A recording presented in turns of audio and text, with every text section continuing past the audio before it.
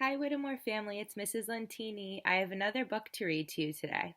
So, I have this big book. It's the Frog and Toad Storybook Favorites. And all of these stories are by Arnold Lobel. Today, I'm going to read one of the stories in this book.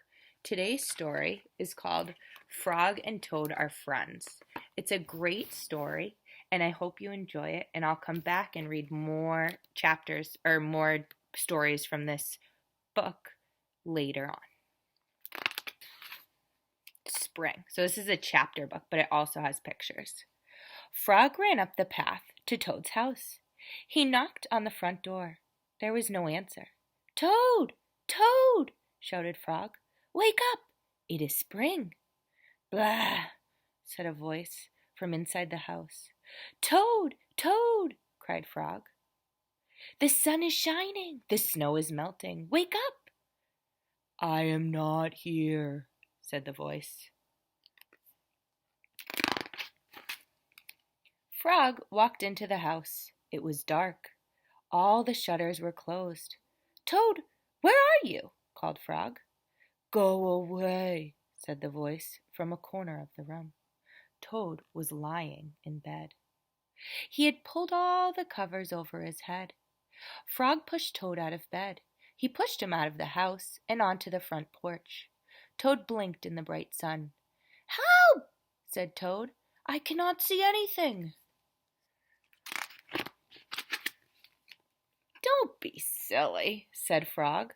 What you see is the clear, warm light of April, and it means that we can begin a whole new year together, Toad. Think of it, said Frog. We will skip through the meadows and run through the woods and swim in the river. In the evenings, we will sit right here on this front porch and count the stars. You can count them, Frog, said Toad. I will be too tired. I am going back to bed. Toad went back into the house. He got into bed and pulled the covers over his head again. But Toad, cried Frog, you will miss all the fun. Listen, Frog, said Toad. How long have I been asleep? You have been asleep since November, said Frog. Well then, said Toad, a little more sleep will not hurt me. Come back again and wake me up at about 1/2 May. Good night, Frog.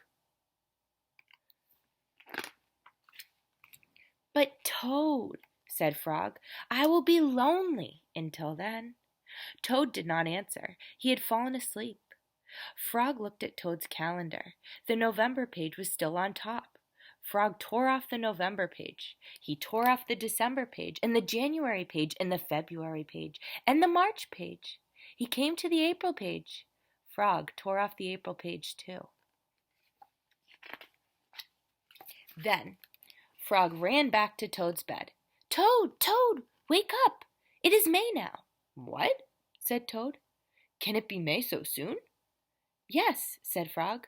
Look at your calendar. Toad looked at the calendar. The May page was on top. Why, it is May, said Toad as he climbed out of bed. Then he and Frog ran outside to see how the world was looking in the spring.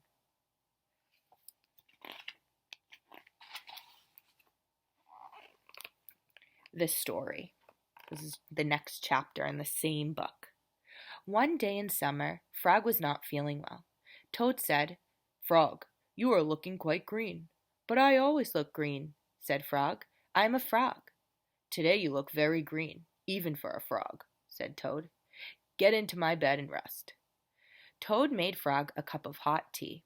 Frog drank the tea, and then he said, Tell me a story while I am resting. All right, said Toad. Let me think of a story to tell you. Toad thought and thought, but he could not think of a story to tell Frog. I will go out on the front porch and walk up and down, said Toad. Perhaps that will help me think of a story. Toad walked up and down on the porch for a long time, but he could not think of a story to tell Frog.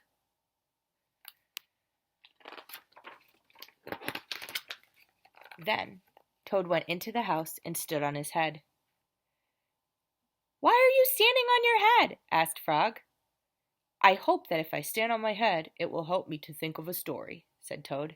Toad stood on his head for a long time, but he could not think of a story to tell Frog.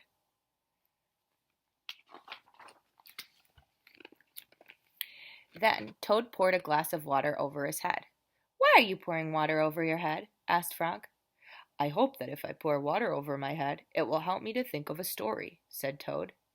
Toad poured many glasses of water over his head, but he could not think of a story to tell Frog. Then Toad began to bang his head against the wall. "Why are you banging your head against the wall?" asked Frog. "I hope that if I bang my head against the wall hard enough, it will help me to think of a story," said Toad. "I am feeling much better now, Toad," said Frog. "I do not think I need a story anymore." "Then you get out of bed and let me get into it," said Toad, "because now I feel terrible." Frog said, "Would you like me to tell you a story, Toad?" "Yes," said Toad, "if you know one." "Once upon a time," said Frog, "there were two good friends, a toad and a frog. The frog was not feeling well. He asked his friend the toad to tell him a story. The toad could not think of a story. He walked up and down on the porch, but he could not think of a story. He stood on his head, but he could not think of a story. He poured water over his head, but he could not think of a story. He banged his head against the wall, but he could still not think of a story. Then the toad did not feel so well, and the frog was feeling better. So the toad went to bed, and the frog got up and told him a story. The end. "How was that, Toad?" said Frog. But Toad did not answer. He had fallen asleep.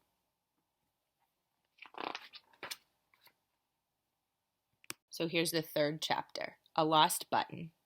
Toad and Frog went for a long walk. They walked across a large meadow. They walked in the woods. They walked along the river. At last they went back home to Toad's house. "Oh, Dad," said Toad, "not only do my feet hurt, but I have lost one of the buttons on my jacket."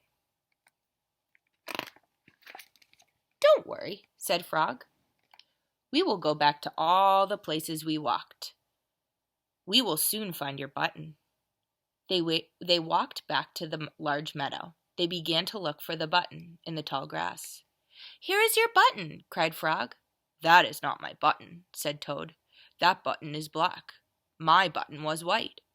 Toad put the black button in his pocket. A sparrow flew down. "Excuse me," said the sparrow. "Did you lose a button?" "I found one." "That is not my button," said Toad. "That button has 2 holes. My button had 4 holes." Toad put the button with the 2 holes in his pocket. They went back to the woods and looked on the dark paths. "Here is your button," said Frog. "That is not my button," cried Toad. "That button is small. My button was big."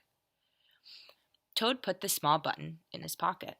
I was finding quite the collection of buttons. A raccoon came out from behind a tree. "I heard that you were looking for a button," he said. "Here is one that I just found." "That is not my button," wailed Toad. "That button is square. My button was round." Toad put the square button in his pocket. Frog and Toad went back to the river. They looked for the button in the mud. "Here is your button," said Frog. "That is not my button," shouted Toad. "That button is thin. My button was thick." Toad put the thin button in his pocket. He was very angry. He jumped up and down and screamed, "The whole world is covered with buttons, and not one of them is mine." Toad ran home and slammed the door. There, on the floor, he saw his white, 4-holed, big, round, thick button. "Oh," said Toad, "it was here all the time. What a lot of trouble I have made for Frog."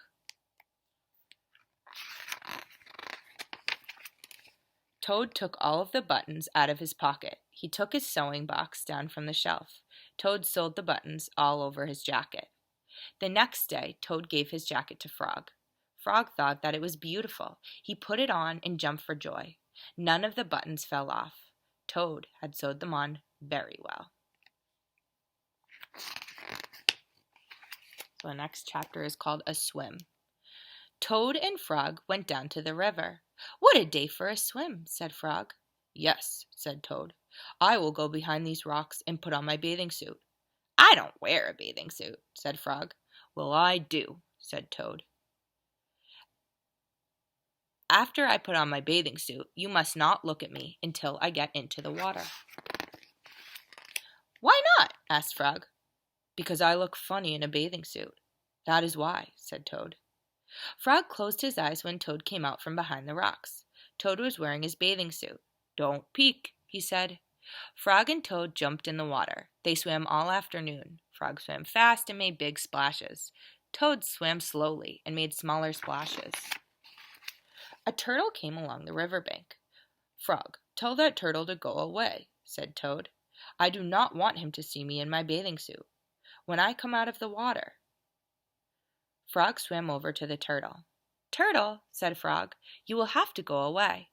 "Why should I?" asked the turtle. "Because Toad thinks that he looks funny in his bathing suit, and he does not want you to see him," said Frog.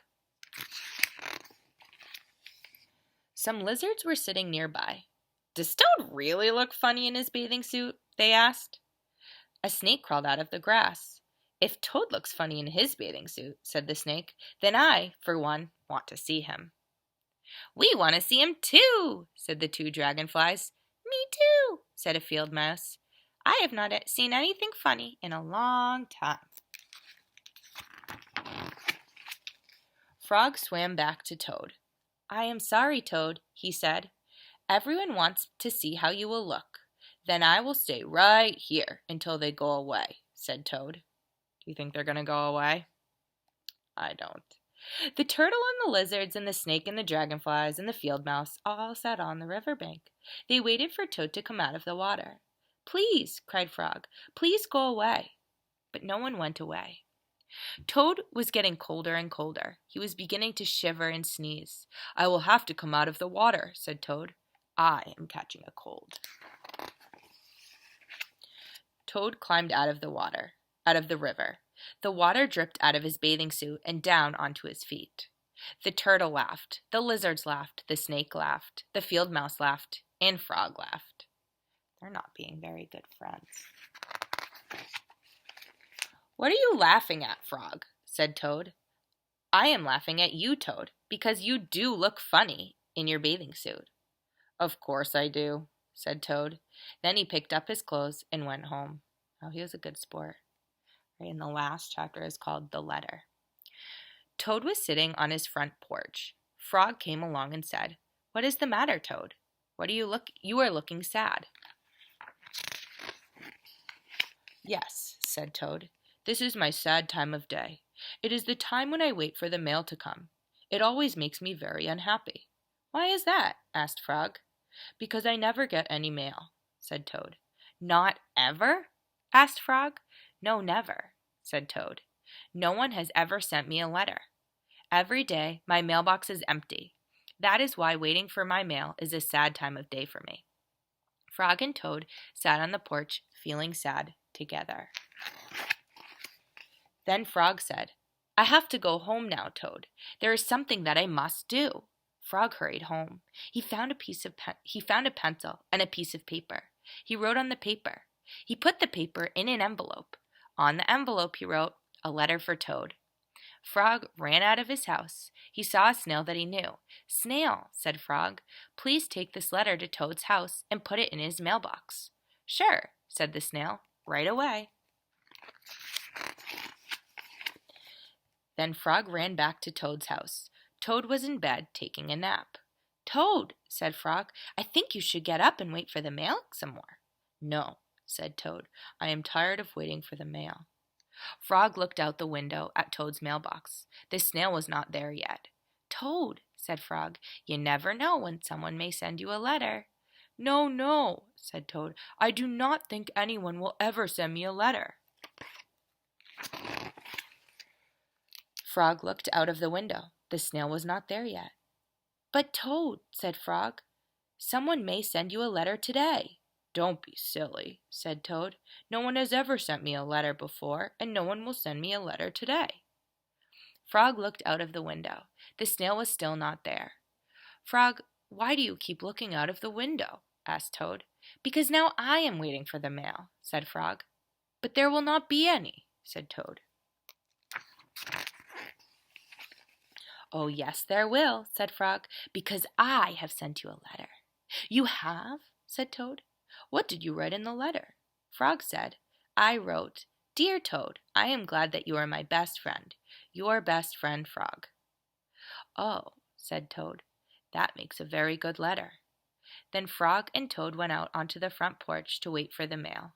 They sat there, feeling happy together. Frog and Toad waited a long time. 4 days later, the snail got to Toad's house and gave him the letter from Frog. Toad was very pleased to have it. The end. So next time I'll read Frog and Toad together. I hope you enjoyed this book.